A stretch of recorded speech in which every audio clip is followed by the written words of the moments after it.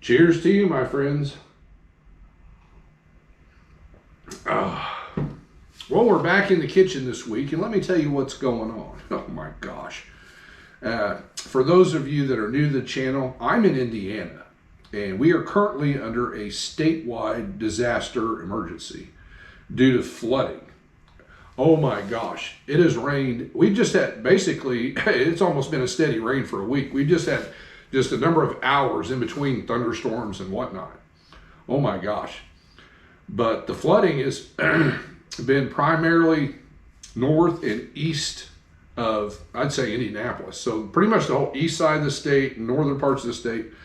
But the whole state is affected. There's flash floods all over the state. But a lot of the rivers have come up out of their banks. And I think I heard something on the, I've been watching the news. But this is the worst flooding that we've had in the state since like 1913. Oh my gosh. And I know that, pardon me, that I haven't seen an exact number, but currently, as of right now, there's between 150 and 200,000 people without power. And there's thousands of people that are being evacuated, and that number is increasing because now the flooding was there. I can only go by what the news puts out there, but like Muncie, Indiana, Anderson, Indiana, and out east like Richmond, Centerville. Centerville. I'll get to that in a second. Are just the towns are just about underwater. It's ridiculous. And now, one of the main rivers in Indiana is the White River, which goes actually through Indianapolis. And as of right now, they're evacuating people out of the northeast corner of Indianapolis, up around Fishers and stuff like that, because the White River is right about 22 feet too much. I don't know what the technical term would be, but it's out of its banks. And the last report I heard today was they don't expect most of the rivers are out of their banks. They don't expect the water to completely recede till Tuesday or even Wednesday of this coming week. Oh my gosh, this has been something else. But I mentioned Centerville. In Indiana, we've got a main corridor that crosses the state, Interstate 70. And the westbound lanes near Centerville washed out. It's just like it's almost like a sinkhole just opened up and just whoosh, it's gone. And they put emergency crews on it. It's open now, but it took them a couple of days around the clock just to get it to where it's passable. They still haven't made a permanent fix on it yet, but they do have it opened up. Oh my gosh. But that leads me to the warnings that are out there for flash floods and high water. And for good reason. They're telling people, you come up on high water, don't drive through it. There's already been reported cases of sinkholes. And if there's high water, you can't see it. Or the actual road itself may have washed out. And if it's flooded, you can't see it until it's too late. So they're telling everybody, don't do it. And I agree with them on that.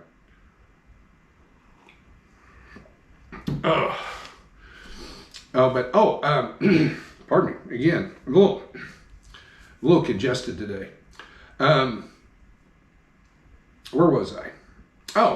The storms. On top of all the rain, there's been a lot of lightning storms as well. There's lightning involved in these thunderstorms. And oh my gosh, earlier in the week, I was out piddling around in the garage, and we had a storm move through, and it pretty much tapered off. But then out of nowhere, there was just a giant white flash and an explosion. Oh my gosh. There was a lightning strike about 3 or 4 houses down from me. Oh my God. And it was as close as I've ever been to a lightning strike. And there's a fly in the house. Dang on it. And needless to say, I jumped. Oh my gosh. So I gave it a few minutes. Like I said, it wasn't really raining. And then, but along my street, there's several, or quite a few, big maple trees. So I thought for sure a tree got hit. So I went out and took a look, couldn't see anything. And then about 20 minutes, here comes a bunch of sirens. Oh my gosh. And let me show you. I got a couple of pictures of what basically pulled up in front of my house. So here, take a look at this.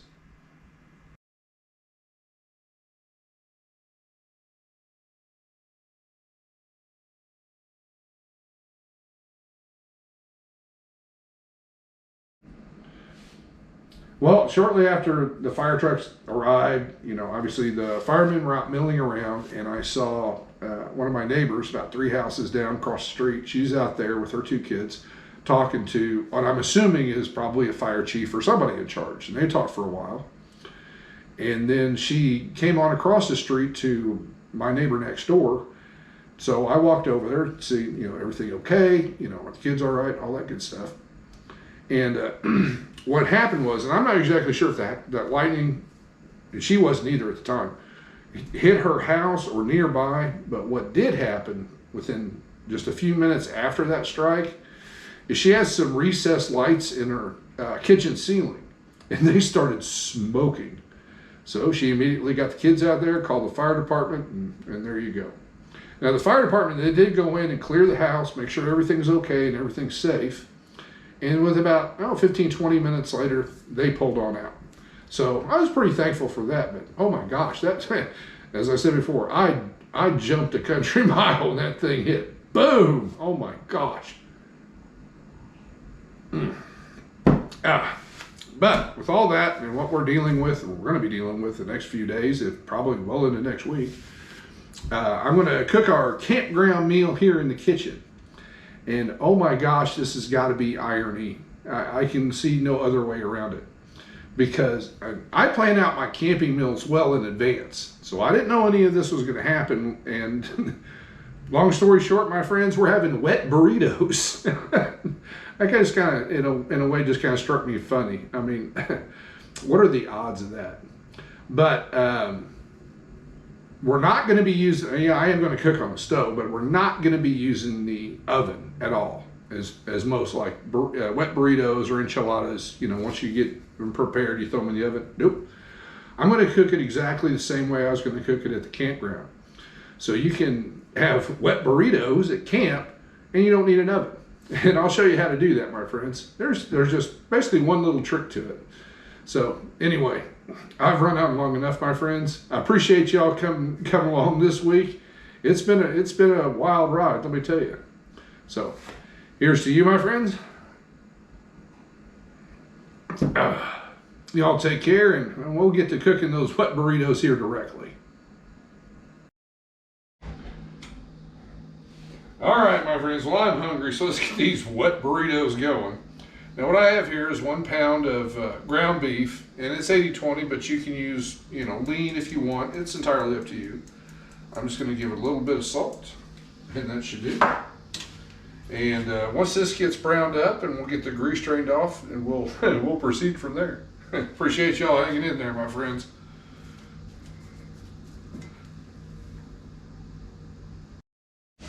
All right, our hamburger's done. So now we're going to throw in just our regular old taco mix, because we're still using the campground version here.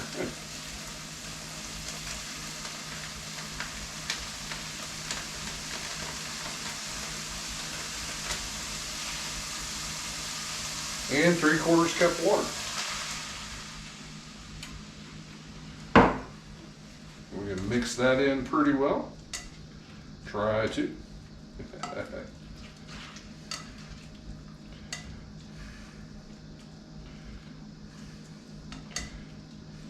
Now we're going to bring this up to a nice good simmer and let some of that water evaporate off, and then we'll add our last ingredient to this portion.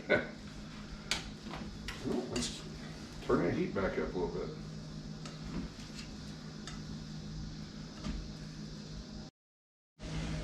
All right, this little mixture's ready to go. Now we're going to throw, I've got a 16-ounce can of just traditional refried beans. We're going to mix that in there with it.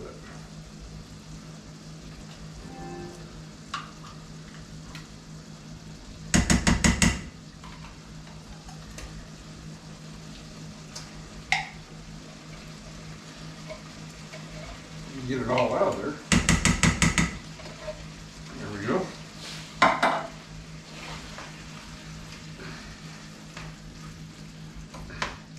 All right, now I'm going to get this all nice and incorporated, then we'll be right back and we'll get started on actually putting those burritos together. All right, my friends, now we're ready for, well, we need 2 pans to do this. So I got my second pan out here. It is non-stick, but I am still going to spray a little bit of canola oil in the bottom. That's kind of the trick I was telling you about, because without that, as we continue on, the flour tortillas are still going to try to adhere to the bottom of the pan. This helps prevent that. So now we just have our enchilada red sauce, and I had a thing to open this with, but oh, there it is.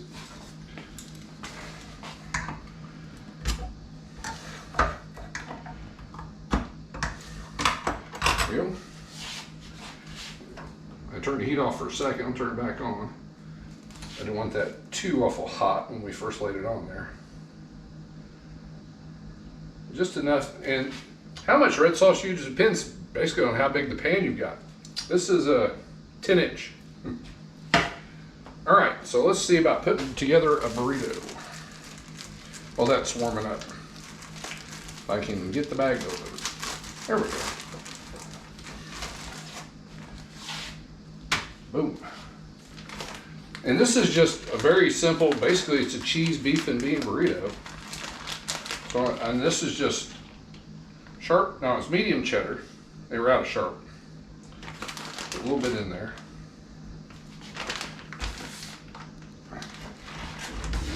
Yeah, that's what I'm looking for right there. Then our filling.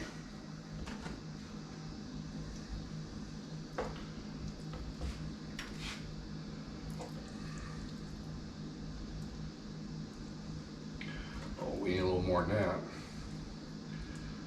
There we go. Oops, making a mess. And, optional, I put some splash of taco sauce on there. Let's turn that heat down. It's already, it didn't take long for that to heat up. Fold this joker up.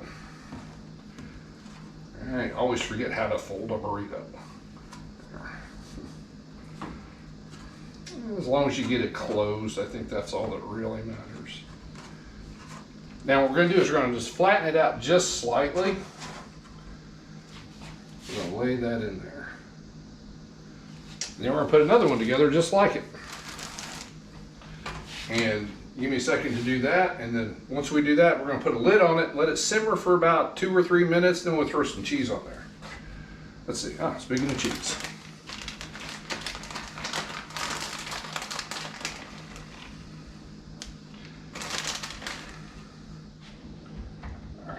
Got that second one done. Lay that right in there, a little flat. And we'll take, I didn't use that whole can. I probably should have mentioned that off the start there. So we're going to add just a little bit to the top.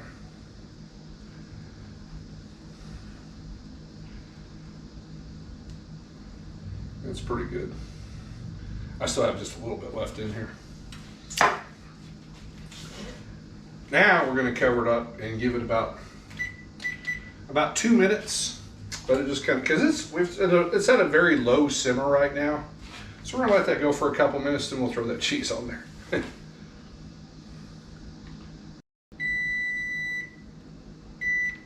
All right, let's go ahead and turn that heat down even a little bit more.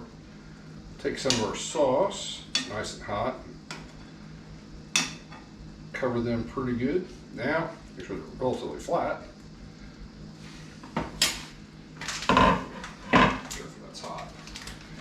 I'll put our cheese on top. Then we'll go ahead and turn the heat off, actually.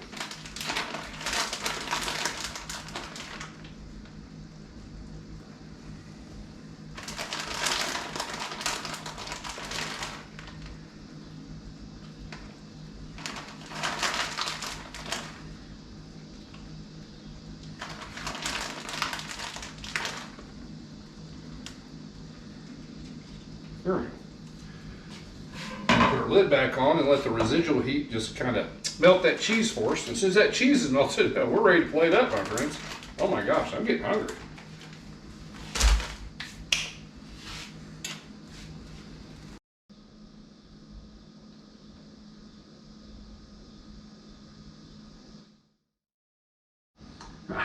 Cheers to you, my friends. Still chasing that fly around the house. Oh my gosh. I digress. But I went with this smells amazing. But I went with a very simple burrito, the beef and bean and cheese. You can build your burrito any way you want to it. I think what I wanted more than anything was just to show you how you can do it on a stovetop. And it takes a lot less time than using an oven. And it doesn't heat up your kitchen as bad either. Well, enough. Let's dig into one of these. Oh yeah, that's nice, and you can cut it with a fork. I brought a knife over here just in case. And I've been letting it cool a little bit. I've got a little sour cream with it.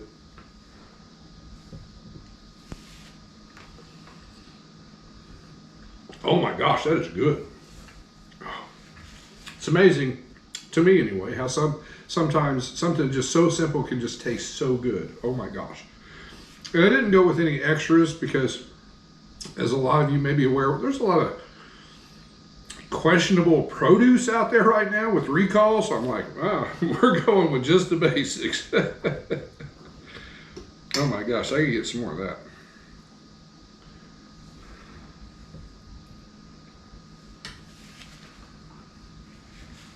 Simply fantastic. Oh my gosh.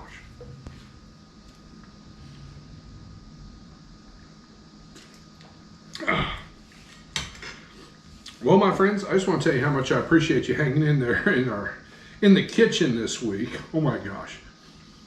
But I'm very optimistic, or very hopeful too, that we'll get back out to the campground next week. Oh my gosh. As the reports are coming in, it looks like we may actually have a couple of days or a day and a half in a row where it's going to be dry here pretty soon. So I'm looking forward to that. But in the meantime, my friends, as I say, cheers to you. Again, appreciate y'all coming along on this little kitchen adventure. Y'all take care, and as always, I'll see you soon.